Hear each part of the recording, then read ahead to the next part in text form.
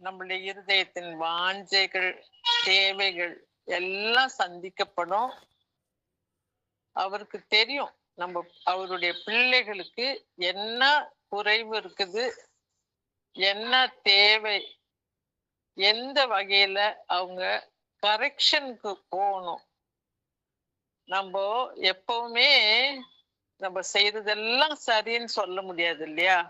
சில சமயம் தெரியாம சில காரியங்கள் ஆண்டவருக்கு பிரியம் இல்லாத ஒரு வேளை செய்வோம். அதை ஆண்டவர் பார்த்து பார்த்து ஒரு மேய்ப்பன் எப்படி தன்னுடைய ஆடுகளை நேரான பாதையில நடத்துறானோ அதே போல நம்மளையும் நடத்துவார். இன்றைக்கு நான் காரியம் சொல்றேன். நம்ம அதுல இருந்து நம்ம எல்லாரும் யோசிக்கணும். நான் மட்டும் யோசிச்சா பிரயோஜனம் இல்லை, நம்ம எல்லாரும் யோசிக்கணும். நமக்கு எந்த விதத்துல நம்ம ஆண்டவர் பேசுறாரு அப்படின்னு நம்ம பார்த்து ஆண்டவருக்கு மகிமை செலுத்தலாம். பர்த்திமேயு அப்படின்னு ஒரு குருடன் ஒருத்தர் இருந்தான். யோவான் 9 சாப்டர் 9ல பர்த்திமேயுன்னு அதுல பேர் போடல, மத்த காஸ்பல்ல போட்டிருக்குது. இவர் என்ன பண்ணாரு, பிறவி குருடன், பிறந்ததுல இருந்தே அவர் குருடரா இருக்காரு, கண்ணே தெரியாது. அப்போ ஒரு அவருடைய சீஷர்கள் அவரை நோக்கி, ரபி, இவன் குருடனாய் பிறந்தது யார் செய்த பாவம்? இவன் செய்த பாவமோ இவனை பெற்றோர்கள் செய்த பாவமோ என்று கேட்டார். ரபி, ரபை அப்படின்னா குருவே அப்படின்னு அர்த்தம். அப்போ அவங்க கேட்ட உடனே ஆண்டவர் என்ன சொன்னார்னா, அவங்க என்ன கேக்குறாங்கன்னா, யாரு செஞ்ச பாவத்தினால இந்த பையன் பிறந்ததுல இருந்தே குருடா கண்ணே தெரியாம இருக்கிறான்? இவன் மேல தப்பா இல்ல அவங்க பெற்றோர் செய்த பாவமா? ஜெனரேஷனா வர பாவமா இது அப்படின்னு கேட்டாங்க. இப்ப நம்ம வாழ்க்கையில கூட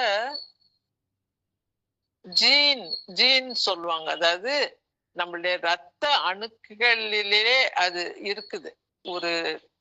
ஒரு அப்பாக்கு கொஞ்சம் பைத்தியமா இருக்குன்னு வச்சுக்கோங்களேன், அந்த பைத்தியம் பிள்ளைங்களுக்கு வரலாம், அவங்க பிள்ளைங்களுக்கு வரலாம். அது மாதிரியா இல்ல யாராவது பாவத்தின் விளைவுனால இது வந்துச்சா அப்படின்னு அவங்க கேக்குறாங்க. அப்ப ஆண்டவர் என்ன சொல்றாருன்னா, இவன் செஞ்ச பாவமும் இல்ல, அவங்க அப்பா அம்மா செஞ்ச பாவமும் இல்ல, தேவனுடைய கிரியைகள் இவனிடத்தில் வெளிப்படும்படிக்கு இப்படி பிறந்தான். ஆண்டவர் இவனை தொட்டு சுகப்படுத்தணுன்றதுக்காக மக்கள் பார்த்து, ஆண்டவர் ஜீவனுள்ள தேவன், ஆண்டவர் இயேசு கிறிஸ்து, ஆண்டவர் அவரே ஆண்டவர், பிதாவுடைய ஒரே குமாரன் என்று எல்லாரும் அறிந்து கொள்ளும்படியாக இவன் குருடனா பிறந்தான். இப்போ நம்ம வீடுகள்ல கூட யாராவது ஒருத்தர் ஏதாவது ஒரு வியாதியில இருந்தா அது ஆண்டவருடைய மகிமைக்காக கூட காணப்படலாம். அந்த கஷ்டத்தின் நடுவுல, அந்த டிஃபெக்ட் நடுவுல நம்ம ஆண்டவரை மகிமைப்படுத்துறோமா என்று நம்ம யோசிக்க வேண்டியவர்களா இருக்கிறோம். அதை விட்டுட்டு பக்கத்துல இருக்கிறவங்களை பாரு, அவங்கள பாரு, இவங்கள பாரு, இவங்கெல்லாம் நல்லா இருக்கிறாங்க, என்னை மட்டும் அப்படி படிச்சுட்டீங்களே ஆண்டவரே, அந்த மாதிரி எண்ணம் வரலாம். ஆனா ஆண்டோடைய பிள்ளைகள் அதெல்லாம் பெருசு பண்ணக்கூடாது. அது நல்லது கிடையாது. அது ஒரு பொறாமையின் ஆவி. அந்த ஆவி நம்மிடம் வராம பார்த்துக்கணும். அப்படி வந்துருச்சுன்னா அப்பவே ஆண்டோடைய ரத்தத்தை பூசி அந்த ஆவி நம்மளை விட்டு போயிடணும். அதுலயே நம்ம வாழ்ந்து கொண்டிருந்தோம்னா, நாளைக்கு நம்ம அக்கா வருவாங்க, அவங்க கிட்ட போய் சொல்லுவோம், நம்ம ஃப்ரெண்டு வரும், பாரு அவங்க எல்லாம் நல்லா இருக்காங்க, எனக்கு மட்டும் இப்படி இருக்குது. இது ஆண்டவரை மகிமைப்படுத்தாது. என்ன ஆனாலும் பரவாயில்ல, என்ன நேரிட்டாலும் பரவாயில்ல, கர்த்தாவே உம்முடைய சித்தத்தின் மையத்துல என்னை வைத்து கொள்ளும், எல்லா நிலைமையிலயும் உமக்கு நன்றி உள்ளவளா நான் ஜீவிக்கிறதுக்கு எனக்கு உதவி செய்ய நம்ம கேட்கிறவங்களா இருந்தா ஆண்டவர் மகிமைப்படுவார்.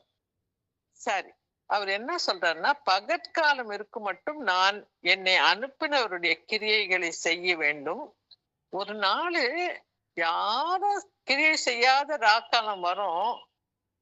உலகத்துல நான் இருக்கிற வரைக்கும் உலகத்துக்கு ஒளியா இருக்கிறேன் அப்படின்னு சொன்னார்.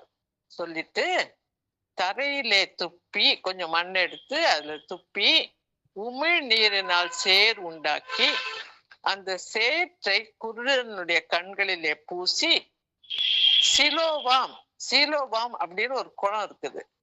அதோடைய மீனிங் என்னன்னா அனுப்பப்பட்டவன். இங்கிலீஷ்னா சென்ட், SENT, சென்ட். சென்ட் இருக்குல்ல, அதோடைய பாஸ் சென்ட் அப்படின்னு அர்த்தம். போய் அதை கழுவு அப்படின்னு சொன்னார். அந்த பர்த்திமேயுக்கு எதுவுமே தெரியாது, ஆண்டவர் யாருன்னு கூட தெரியாது. அவரு சொன்னாரு. அவர் சொன்னதுக்கு மரியாதைக்காக ஆண்டவர் அவருடைய இருதயத்துல பேசியிருக்கலாம். அதுக்கு கீழ்ப்படிஞ்சு போனார். சிலர் கீழ்ப்படிய கூட மாட்டாங்க இல்லையா? இப்போ நாகமான் கதை நமக்கு தெரியும். அவரை போய் நீ யோர்தான் ஆற்றுல 7 தடவை முழுகிட்டு வா அப்படின்னு சொன்னாரு. போகும்போதே அவர் என்ன யோசித்தாரு, எங்க ஊர்ல இதை விட நல்ல ஆறுகள் இருக்கு, ஃபர்ஃபார் அப்படின்னு ஒரு இருக்கு, அங்க நாங்க போய் செஞ்சுக்கலாமே, ஏன் இந்த சகதி பிடிச்ச இந்த சேறு பிடிச்ச இந்த இடத்துல போய் நான் செய்யணும்? ஏன்னா அவங்களுக்கு அவ்வளவு வெறுப்பு. இஸ்ரேல்னா அவங்களுக்கு அவ்வளோ கீழாக தாழ்வாக யோசித்தாங்க. அதனால என்ன ஆச்சுன்னா, கூட இருந்தவங்க சொன்னாங்க, ஐயா நம்ம கீழ்ப்படிஞ்சுதான் பார்க்கலாமே ஐயா அப்படின்னு அவங்க சொன்ன உடனே அவரும் அதே போல எலிசா சொன்னபடி அவங்க போய் செஞ்சு 7வது தடவை முழுகி ஏந்திரிச்ச உடனே அவருடைய தோல் சின்ன குழந்தையுடைய தோல் மாதிரி ஆயிடுச்சுன்னு சொல்லப்படுகிறது. இங்க என்ன ஆச்சுன்னா, பர்த்திமியோ அவரு போய் சென்ட் அப்படின்ற அந்த சின்ன தண்ணி இருக்கிற இடம், சீலோவாம் அப்படின்ற ஒரு இடம், தண்ணி தங்கி இருக்கிற இடம், அந்த குளத்துல போய் அந்த கண்ணை கழுவுனோன்னு அவர் ஏன் என்னடா இது எச்செல்லாம் போட்டு நம்மள அசிங்கம் பண்றாங்களே, அருவருப்பா இருக்குதே அப்படின்னு சொல்லிட்டு நேரா போய் இதை கழுவிட்டு போயிருக்கலாம். ஆனா அவர் அப்படி பண்ணல. அவர் விசுவாசத்தோட தன்னுடைய கண்களை கழுவிட்டு பார்த்தா கண்ணு அப்படி பிரைட்டா கம்ப்ளீட்டா நல்லா இருக்குது. ஒரு பிறவி குருடனுடைய கண்ணு ஒரு ஆபரேஷனும் இல்லாம எதுவும் இல்லாம ஆண்டவர் இயேசு அந்த கண்களை குணமாக்குனார். அவர் என்ன மெத்தட் உபயோகித்தாரு அதை பத்தி நமக்கு கவலை இல்லை. இப்போ அவங்க எல்லாம் பரிசையெல்லாம் அந்த பிறவி குருடன்கிட்ட போய், இந்த ஆளு கர்த்தருடைய நாள்ல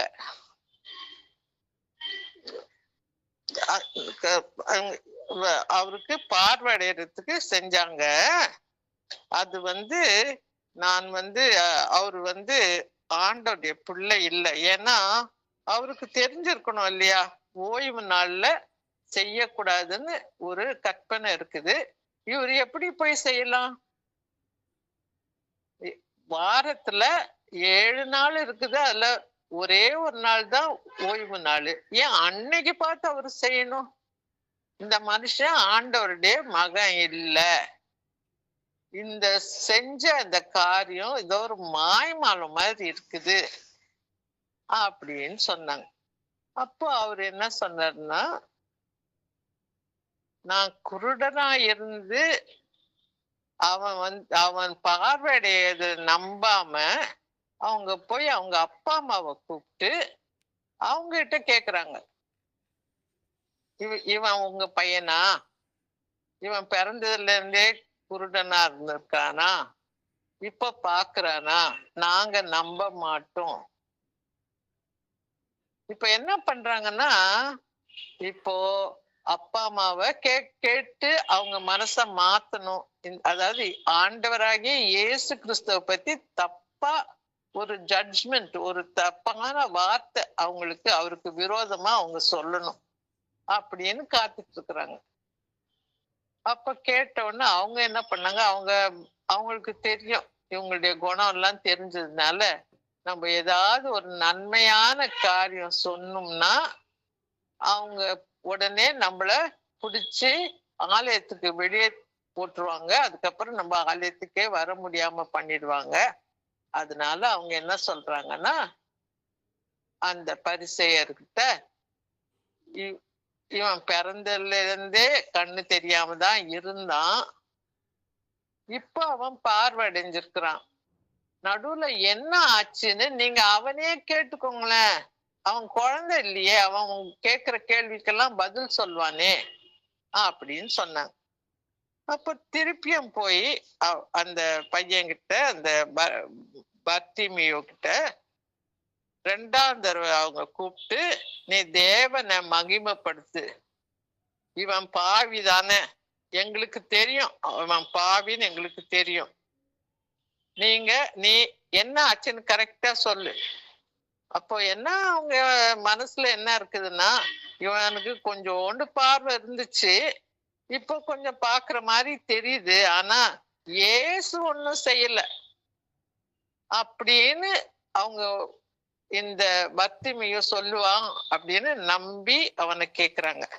உடனே அவரு என்ன சொல்றாங்கன்னா, நான் முன்னால குருடனா இருந்தேன், இப்போ நான் பாக்குறேன், அது ஒண்ணுதான் எனக்கு தெரியும்.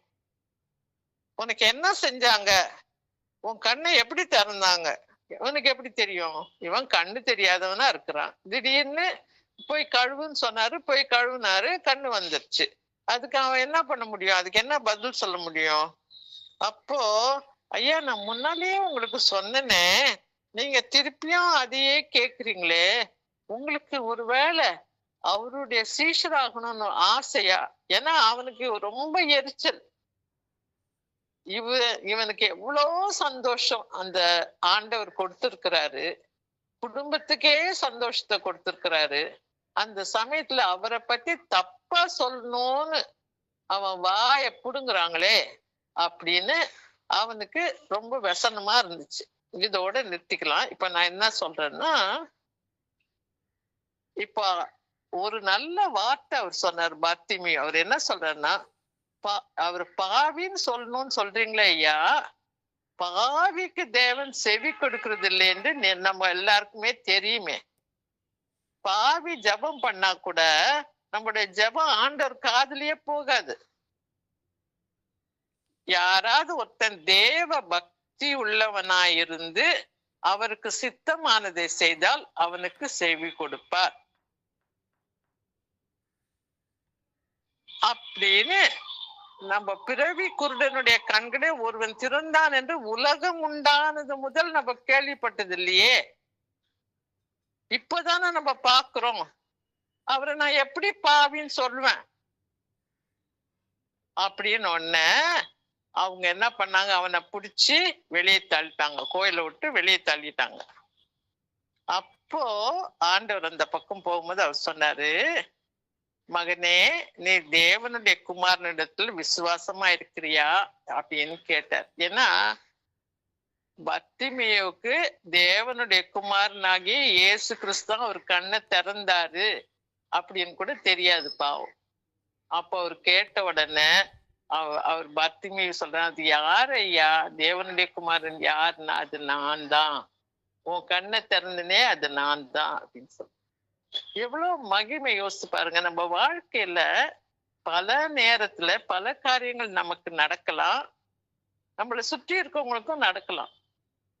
ஆனா பொல்லாதவங்க, ஆண்டவருடைய விரோதிகள் எப்படின்னா, நம்மளுடைய எதிராளி ஆகிய சாத்தான் யாரையாவது தூண்டி விட்டு ஆண்டவருக்கு விரோதமா பேசணும்னு அவன் ரொம்ப முயற்சி பண்ணுவான்.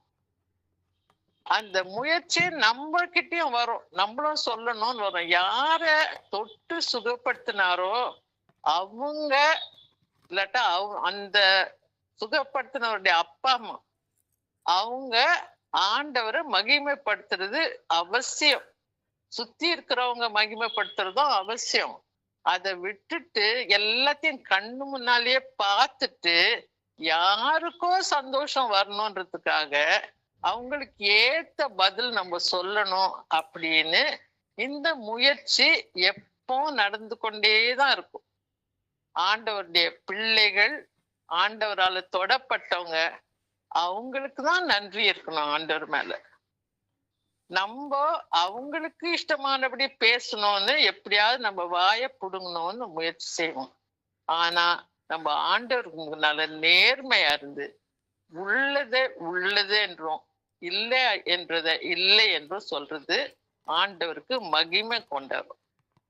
நம்ம மறக்கவே கூடாது. நம்ம வாழ்க்கையில ஆண்டவர் ஒரு நன்மை நமக்கு செய்திருக்க, அத போய் நான் மத்தவங்களுக்கு டெஸ்டிமனி சொல்றேன்னு சொல்லிட்டு நான் செஞ்சேன், நான் எனக்கு இது கொடுக்கப்பட்டுச்சு, இது என்னுடைய இது அப்படின்னு ஆண்டோடைய மகிமையை நம்ம பிடுங்கிக்கணும் அப்படின்னு ரொம்ப ரொம்ப முயற்சி பண்ணுவோம்.